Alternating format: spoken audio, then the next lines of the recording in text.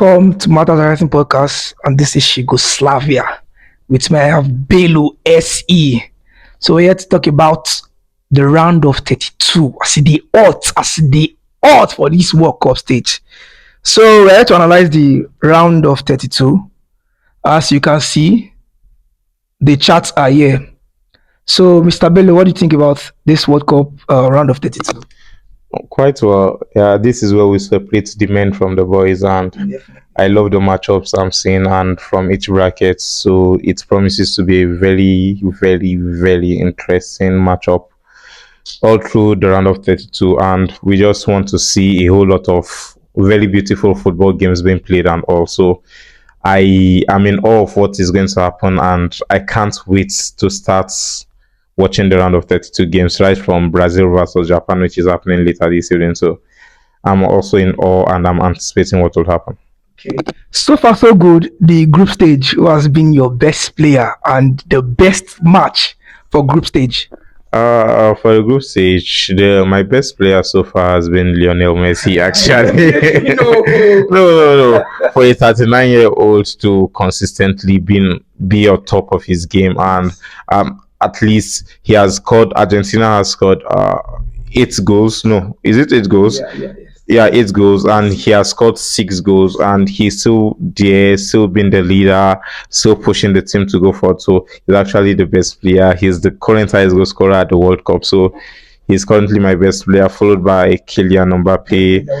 Then I think Vinicius Junior is also doing very well for Brazil. Then you have Erling Braut Haaland also doing so well for Norway. Then yeah, the World Cup has produced spectacular moments, even though my team has been subpar in the World Cup so far. But still yet, yeah, the World Cup has been giving us some very good and interesting moments. So, what do you have to say about the De La Fuente boys, your boys, against that Uruguay? Actually, right, if for people who watch the CONMEBOL, which is the Copa America, we actually know how tough and how rigid they are. Those guys are people who don't give up. Yes. When see, if you want to play fluid attacking football with them, they know how to play it. If you want to play what's with them in the Nigerian lingua, Gidigbo football, they'll play it with you. But actually, they actually stretched the Spanish boys during that match because they were full of strength. And the thing with playing those people is you have to be physically fit. You have to keep running for the entire 90 minutes. You wouldn't give up. You have to keep running and keep pressing. And the Spanish football boys were unable to keep hold of the possession. They were being marked, man to mark. They were marked, they were kicked, and also that's just the thing about football. I was glad that we still picked up the win due to Muslera's error at goal, and he requested for a substitution where Sergio Rohet came into the game. But that's it for the game that day. But I still believe when our players are fully fit, the likes of Rodri, the likes of Lamine Yamal, the likes of Nico Williams, when the boys are fully fit, we can have our rhythm back. But right now, we don't have that rhythm, and our games have been quite abysmal or so poor to see. We are unable to hold on to the ball. We are unable to create chances. What we're playing prior to the World Cup is not what we are playing right now at the World Cup. So I just hope to see few changes, and I believe De La Fuente will work on that. Yes. So the World Cup, the group stage, which ones have been your favorite match? Right in the group stage, my favorite match was a match that ended in a goalless draw.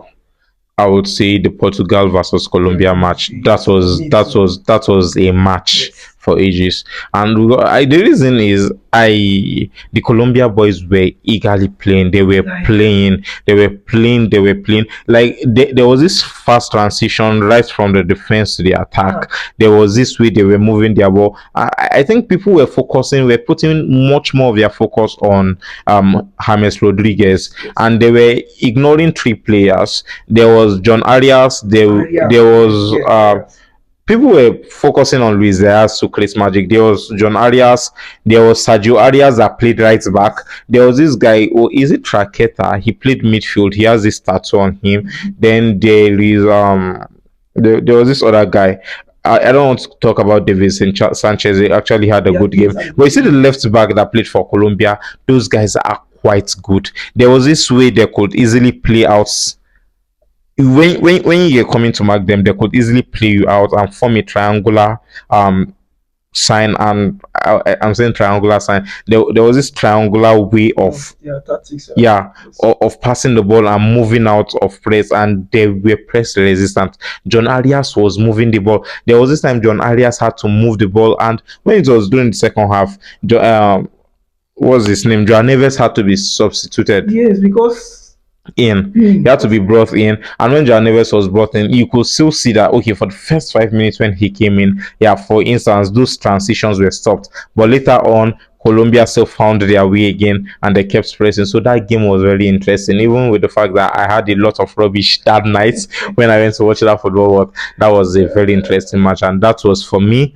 the best match of the group stage. I thought Norway versus France was going to give me that sort of end to end football. Well, the Norwegian coach knew better than I knew, and he actually had to keep most of his players on the bench. 9 out of 10 qualified for the round of 32. Yeah, actually, the African teams they played beyond our expectations actually at the World Yes. Cup. So many people ruled out the African teams, saying the quality of football was different. But one thing I observed with this 2026 World Cup is there was no team that didn't play. I was watching Haiti against what team did Haiti play against?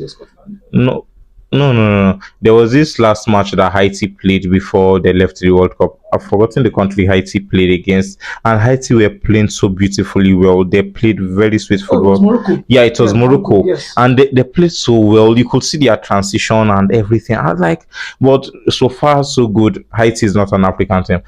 But so far, so good. The African teams have played really well. And let me start with Cape Verde. Cape Verde came into the World Cup, and even I could remember before at the start of the World Cup when they were about to play Spain, I was predicting that Spain were going to whitewash them about 6-0 and all. But apparently these guys took out 3 draws from the group stage in a group that had Saudi Arabia, that had Uruguay, and that had Spain. These guys actually played out 3 goalless draws, and Vozinha, their goalkeeper, has been one of the best thing that has happened to them currently at the World Cup.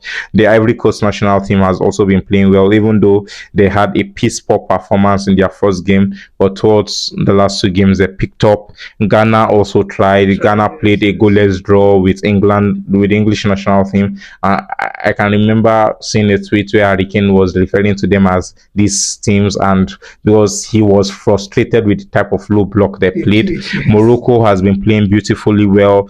Algeria, I don't know. After the first game they played against Argentina, I've not seen any of their game, but seeing they played a 3-3 draw with Austria, they also did well. Seeing Egypt has also played so well. What other African team I haven't spoken about? One team that I was disappointed with was the Senegal national team. Aside from the fact that they played Iraq and they won 5-0, I believe the Senegal national team could have done much more better than they did at the World Cup. But so far, so good. South Africa now, please, those ones are out of the game. But Morocco has been so good, and that's it. So the African teams have done so well at the World Cup, and let's see which of the African team will be proceeding to the round of 16. Okay, so let's dive into the round of 32. Okay, Germany, Paraguay, and France. Who do you see going? All right, the Germany Paraguay match. I feel like the Paraguay they're CONCACAF. No, they are not. They are a CONMEBOL team. So seeing how well they play, I've not watched them so far so good in this World Cup. So I wouldn't want to predict. But I feel like with experience and with everything going on, Germany would come out of this game. Germany will be victorious. France would beat Sweden. Okay. Then Germany versus France in the round of 16. Here, Canada has already qualified. Right, yes. This match would be a very tough match. I'm looking forward to that match. Seeing how fast Morocco plays, and seeing how well the Netherlands have improved after their first game, I feel like Ronald Koeman has got his way of switching things, and seeing Somerville stats for that team also is so impressive, with the fact that the Netherlands have such a fluid midfield with the likes of Tijani Renders. They have Frankie de Jong, Yes, and this other guy. Then going to the defense, they have Gravenberch. Yes. Yeah. Then going to the defense, they have Van der Ven. They have Van Dijk. They have this guy who plays for Brighton. I've forgotten his name. That Tottenham about to sign or they have Is it signed. Van Hecken Yeah, or Van Hecken, they Van have Heck. Dumfries? They have Dumfries. They have Nathan Ake. So seeing that, I want to predict that this match might go to the penalties and either of the team can come out victorious. This is it match I'm undecided on. Coming to this Portugal Croatia match, if Portugal are able to take their chances, Yes, their chances. Portugal, if Portugal are able to take no, let me rephrase. Create You chances. are stealing my words. If Portugal are able to create Chances, chances yes. against this Croatia team that has a midfield of Luka Modric, Kovacic, and there's this other guy. What's his name? Was it? I've forgotten the name of the third guy. If they are able to create chances, if Portugal are able to create chances, they would win these matches. But I personally am going for Croatia. Then coming to the Espana versus The La Puente Austria boys, your match, boys. actually, right now, seeing how well these guys fared and how defensive they are, Yes. and I'm tipping the Spanish boys to still go through if they are able to convert their chances, if Oyazabal, if Alex Baena, Ferran if Lamin Torres. Yamal, please, Ferran Torres isn't starting, so I'm not calling him. If Lamin Yamal is getting into his groove, the Espana team should be able to come out. USA versus Bosnia Herzegovina, I feel like the USA would come out on top.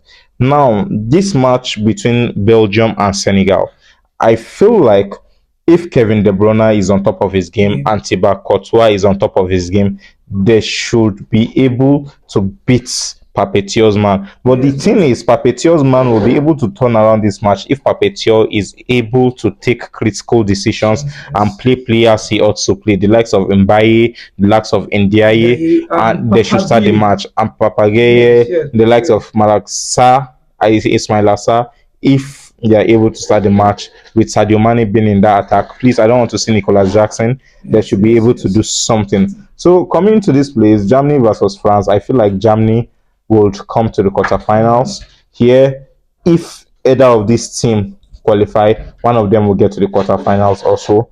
Here, I feel like if Croatia should qualify and Spain should qualify, Spain will get to the quarterfinals.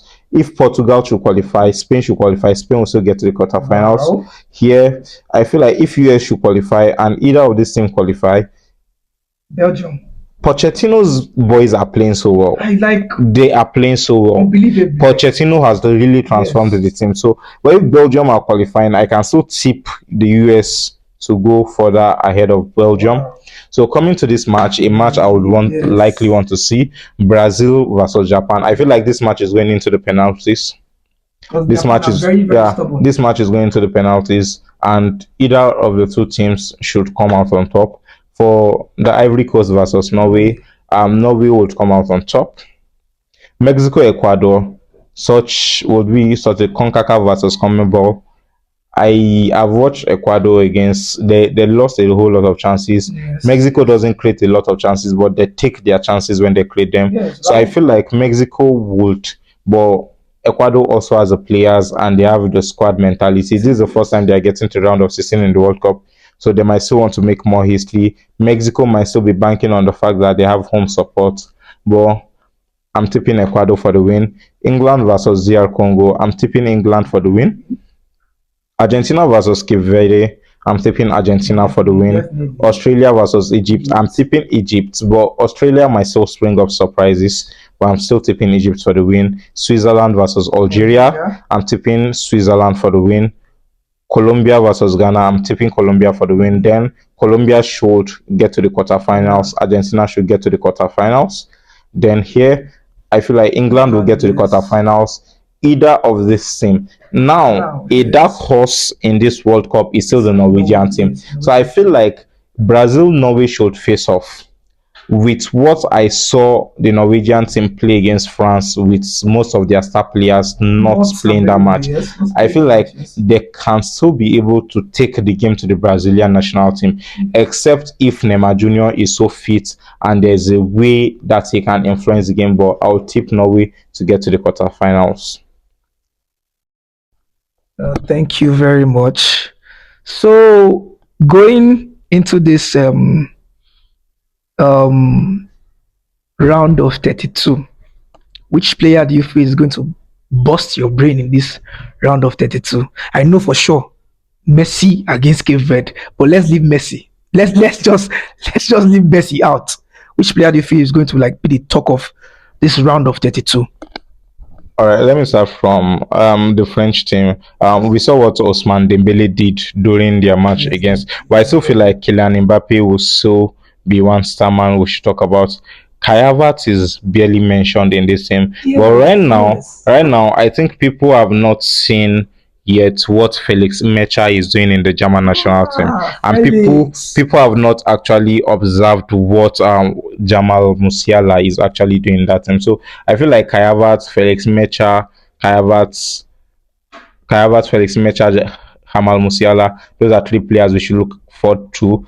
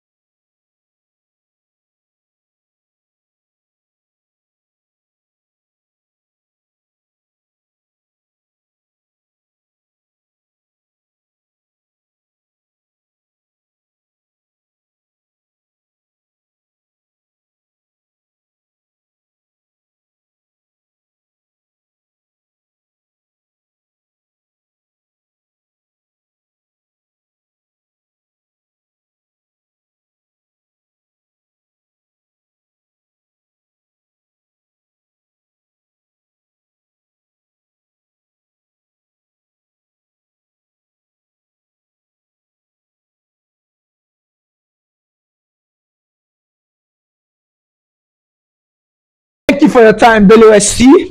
And I remain your old Yugoslavia. See you on our next episode. Bye, guys.